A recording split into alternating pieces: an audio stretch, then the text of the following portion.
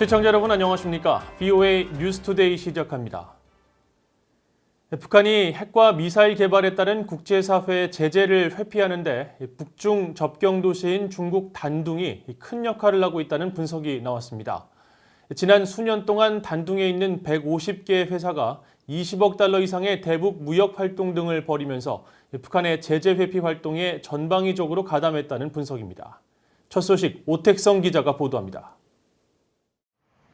중국 단둥은 북한 신의주와 압록강을 사이에 두고 맞닿아 있는 도시입니다.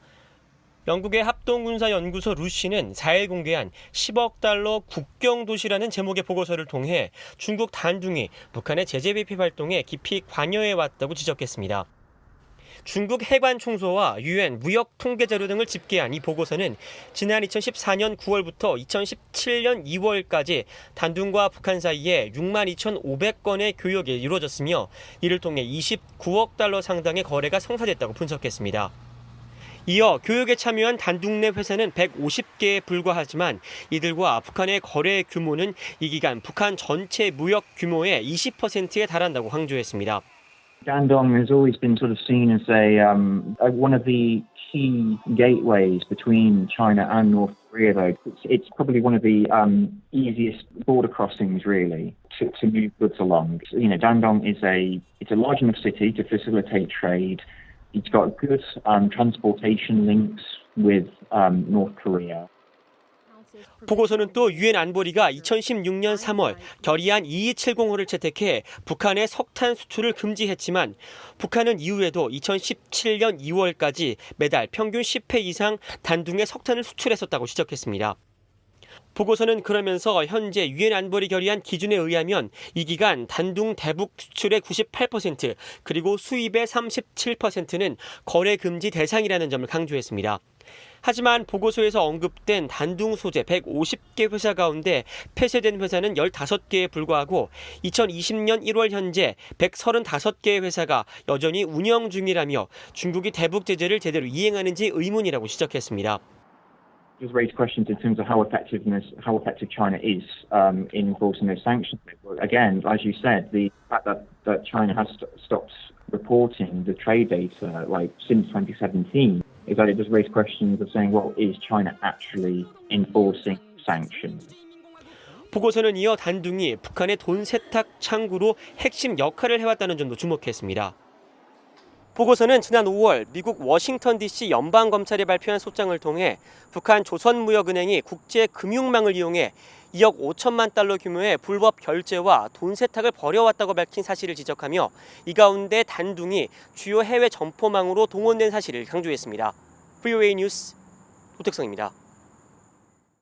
제75차 유엔 총회에서 다뤄질 북한 인권 문제에 대한 유엔 사무총장의 관련 보고서가 공개됐습니다.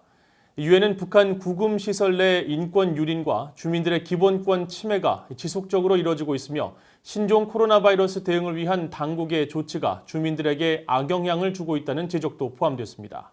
박형주 기자가 취재했습니다. 유엔 사무총장이 제75차 유엔 총회에 제출한 북한 인권 상황 보고서에는 북한 내에서 자행되는 인권 유린의 지속적인 유형이 명시됐습니다. 특히 북한에서 기본적인 권리와 자유를 행사하는 사람들에 대한 임의적 체포와 구금을 지목하면서 이렇게 구금된 이들의 상태와 처우를 우려한다고 밝혔습니다. 보고서는 이와 관련해 유엔 인권 최고대표가 지난 43차 인권이사회에서 북한 구금시설에서 소녀 등 여성들에 대한 성폭력을 포함해 구조적인 인권 유린이 자행되고 있다고 지적했다고 소개했습니다. 또 이런 인권 유린 행위들이 북한 고위당국의 개입 가능성과 함께 인민보위부와 국가안전보위부 직권 아래 이루어지는 것으로 보인다는 인권 최고대표의 평가도 명시했습니다.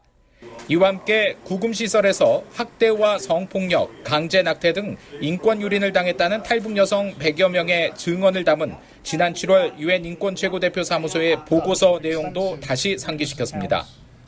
유엔은 이번 보고서에서 북한 정부 당국이 표현과 사상, 양심, 종교, 결사의 자유에 대한 권리를 엄격하게 계속 규제하고 있다는 점도 지적했습니다.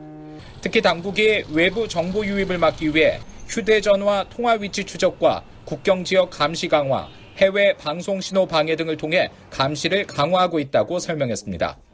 탈북민 강제 북송과 관련해서는 북한 인권특별보고관이 중국과 한국 정부의 서한을 통해 우려를 표시하고 국제법에 따른 관련국들의 의무를 강조했다는 점을 상기시켰습니다.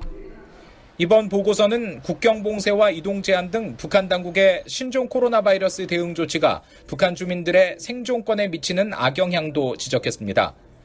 특히 배급제도 실패에 따라 주민들이 자구책으로 식량 수급을 위해 시장 활동에 관여하는 것도 지장을 받고 있고 취약계층에 대한 유엔 등 국제 인도주의 단체들의 활동도 어려워 아주 제한된 지원만 이루어진다는 겁니다.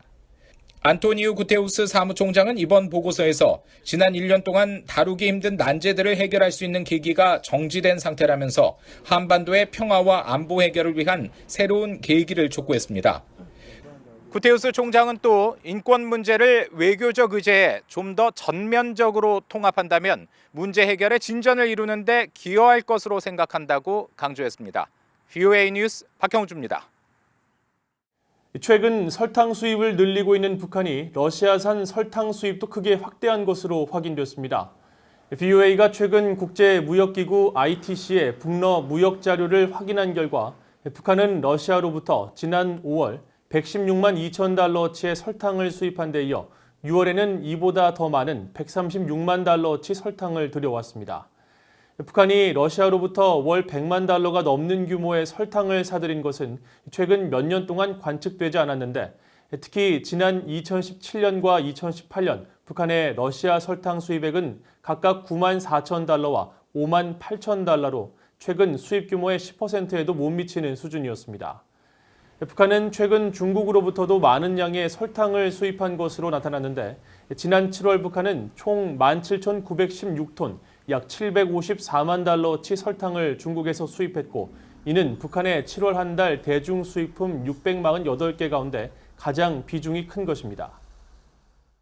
자회사나 중개업체 등을 통해 연간 수천만 달러에 달하는 정제유 제품을 북한에 공급해왔다는 의혹을 받았던 러시아 대형 에너지 기업이 관련 의혹을 전면 부인했습니다. 러시아 국영 석유 회사인 로스네프트는 3일 성명을 통해 자사가 북한에 정제유를 판매했다는 최근 일부 언론 보도는 정유 산업 내 경쟁을 해치기 위한 악의적인 목적이라면서 전혀 사실이 아니며 북한의 정제유 공급을 비롯한 어떤 상업 활동도 한 적이 없다고 주장했습니다. 그러면서 로스네프트는 상장 기업이자 국제 에너지 산업을 선도하는 기업으로 러시아법과 국제법, 기업 표준을 엄격히 준수하고 다국적 기업과 전문적 기관 투자자, 수많은 개인과 법인이 포함된 주주의 이익 도모를 위해 기업을 투명하게 운영하고 있다고 강조했습니다.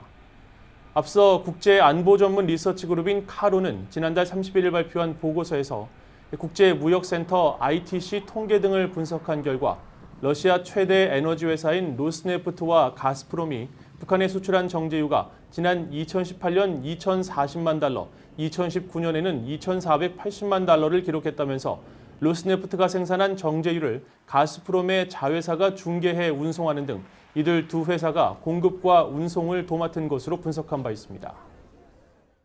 미국 하원에서 한국전쟁 당시 장진호 전투에서 심한 부상을 입은 가운데서도 동료들을 구한 제리 크레이머 씨의 희생과 헌신을 기리며 그에게 퍼플하트 훈장을 수여해야 한다는 움직임이 일고 있습니다. 미국 민주당의 톰 수오지 하원 의원은 3일 뉴욕 롱아일랜드에서 91세인 한국전쟁 참전용사 제리 크레이머 씨의 희생과 헌신을 기리는 행사를 열어 이날을 제리 크레이머의 날로 선포하면서 크레이머 씨에게 연방 의사당에 걸렸던 성조기와 의회 표창을 수여했습니다. 수오지 의원은 한국전 당시 장진호 전투에서 치명적인 동상을 입으면서도 동료들을 구해냈던 크레이머 씨가 전쟁에서 숨지거나 부상당한 미군에게 수여되는 퍼플하트 훈장을 받지 못한 것은 부당하다면서 지난달 7일 훈장 수여를 요구하는 법안을 발의한 바 있습니다. 미국 해군은 1951년 동상 부상을 퍼플하트 훈장 자격 기준에 넣지 않아 크레이머 씨에 대한 훈장 수여는 4차례나 이루어지지 않았습니다. 이상으로 VOA 뉴스투데이를 마칩니다. 시청해주신 여러분 고맙습니다.